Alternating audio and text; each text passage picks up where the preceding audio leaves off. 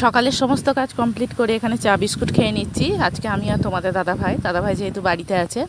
আর এখানে দেখো কতগুলো সজনে গাছের ডাল নিয়ে এসছে, যেগুলো ও এখানে মাটি খুঁড়ে বসাচ্ছে। তো প্রচুর পরিমাণে রোদ, জানো তো, মানে সকাল থেকেই দেখতেই পাচ্ছ যে কি অবস্থা। আর এদিকে দেখো এখানে একজন দই লস্যি বিক্রি করছে, তো সেটা এখানে মটকা দেখতে দেখি। আর মটকাটা কি জিনিস সেটা সত্যি আমি বুঝতে পারছি না।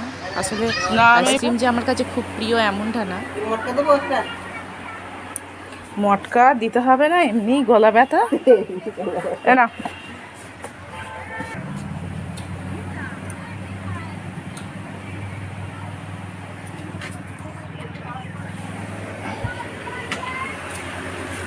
এত গরম যে সত্যি মনে হয় যে একটু ঠান্ডা ঠান্ডা হলে কিছু ভালো লাগে। আর এখানে দেখো সবাই অপেক্ষা করছে একজনের জন্য, তো ওটাই উঁকি মেরে মেরে দেখছি। কালকে তোমাদের দাদাভাই চাল নিয়ে এসেছিলো, যে ক্যারিটা করে নিয়ে এসেছিলো সেটা প্রায় ছিঁড়েই গেছে। তো আমি এখানে প্রথমে চালটা ঢেলে নিচ্ছি হাঁড়ির মধ্যে। কালকে আর ঢালা হয়নি জানো, এগুলো সব নিজের মনের দোষ গোঁতমো। যাকগে আজকে ঢেলে নিই।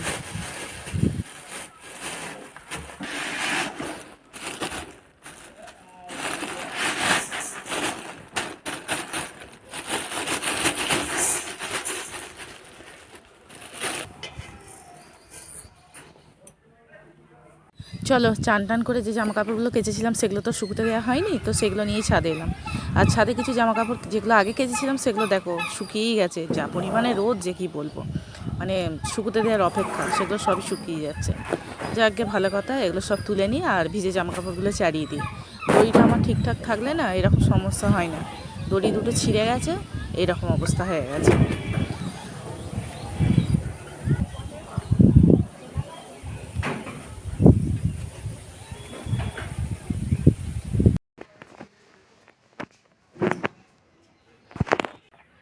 নমস্কার বন্ধুরা, নতুন একটা ব্লগে তোমাদের সকলকে স্বাগত জানাচ্ছি। তো সকাল থেকে তো আজকে অনেক কাজ ছিল, আর যেহেতু বৃহস্পতিবার মানে কাজের শেষ নেই, তো সেই কারণে হ্যাঁ উঠেছি তো আমি অনেকক্ষণই, কিন্তু ওই খেপে খেপে কাজ হচ্ছে। একবার ঘর নিকোচ্ছি, একবার মানে বাসন মাজছি। বাসন তো কয়েকবার হলো, কেননা চা মুড়ি খাওয়ার সব ছিল। আর তোমাদের দাদাভাই আজকে বাড়িতেই আছে, ও একটু বাইরের দিকেই বেরিয়েছে। আর 2-3 বার করে জামা কাপড় কাচা হয়েছে, যেহেতু দড়িটা আমার ঠিকঠাক নেই, তো সেই কারণে মানে ওই উপরটাতে বা দরজায় জামা কাপড় শুকো দিচ্ছি, এইভাবেই শুকো দিচ্ছি, আবার শুকিয়ে যাচ্ছে, নিয়ে আসছি। রোদ তো প্রচুরই আছে। বিছানা চাদরগুলোও কেচেছি, তো সেইগুলোও নিয়ে আসলাম।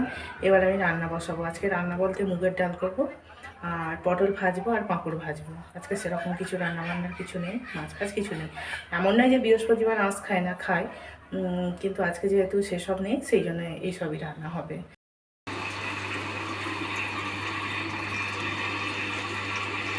ওদিকে তো রান্না হচ্ছে, আর রান্নার ফাঁকে ফাঁকে এই সমস্ত টুকটাক কাজগুলো সেরে নিচ্ছি। যে জামা কাপড়গুলো সব ছাদ থেকে তুলে এনেছিলাম সেগুলি সব ভাঁজ করে জানলার মধ্যে রেখে দিচ্ছি।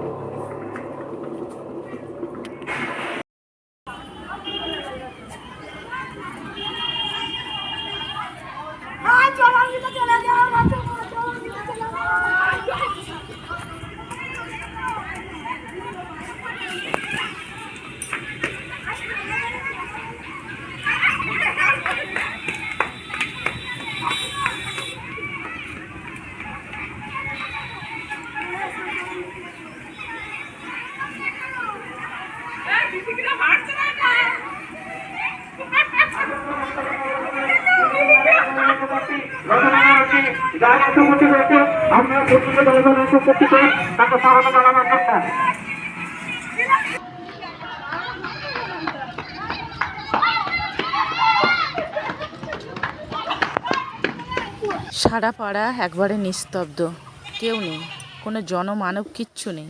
এদিকে দুপুরে রান্না হয়ে গেছে আমার, আর আজকে হলুদ ছাড়াই রান্না, কেননা হলুদ ছিল না সেটা আমার খেয়াল নেই। আর তখন অনেকটাই বেলা হয়ে গিয়েছিল, আর কিছু বলিনি তোমাদের দাদা ভাইকে আনার জন্য। এদিকে বিকেল গড়িয়ে রাত নেমে গেছে, তো এখানে রুটি, এই যে আলু বরবটি আর একটুখানি গাজর ছিল, সেটাই ভাজছি। বাসনপত্রগুলো গুছিয়ে নিই, যে যার জায়গায় সেটা রাখি।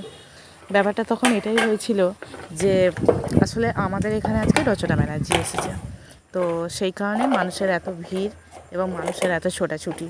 যাকে রাজনীতি ক্ষেত্রে নামার পর এই যে সাধারণ মানুষগুলো যে এসব সেলিব্রিটিদের দেখতে পাচ্ছে, এটাই সব থেকে বড় কথা।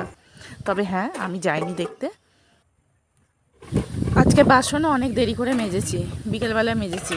এত রোদ গরমে না ভালো লাগছিল না খাওয়া দাওয়ার পর। তো এই এখন রুটি করব, তো এগুলো সব সাইজ করে রাখছি, তারপর এবার রুটি করতে লাগবো। সমস্ত কিছু হয়েই গেছে, দেখতেই পাচ্ছ।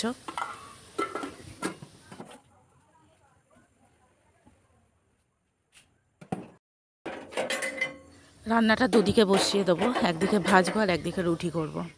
কেননা এত গরম, মনে হচ্ছে যেন কখন রুটি হবে আর কখন আমি গিয়ে ঘরে গিয়ে বসবো। বাপরে।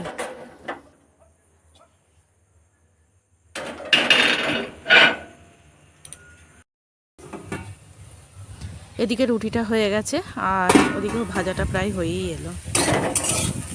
খুবই ঠান্ডা, তো আজকে সমস্ত কিছু সাদা সাদা। জামা কাপড়গুলো গুছিয়ে নিই, এগুলো আবার যে যার জায়গায় রাখি। এই রুমালটা তো আমার দরকার রাত্রে, তো ওটা নিয়ে নিলাম। আর এই যে নাইটি, ওড়না যেগুলো সব ছিল সেগুলো সব গুছিয়ে রাখলাম। কাজ কমপ্লিট হয়ে গেল, বাইরের দরজাটা দিয়ে দিলাম। এবার ঘরে গিয়ে একটু বসবো, কিন্তু ঘরে প্রচুর পরিমাণে গরম। লাইট জ্বালালে আর টেকাই যাবে না। তবে হ্যাঁ, ওই যে জানলাটা দেওয়া আছে ওই জানলাটা আমাকে খুলতে হবে, কেননা এই দিক থেকে না বেশ ফুরফুর করে হাওয়া আসে। তো জানলাগুলো খুলে দিই।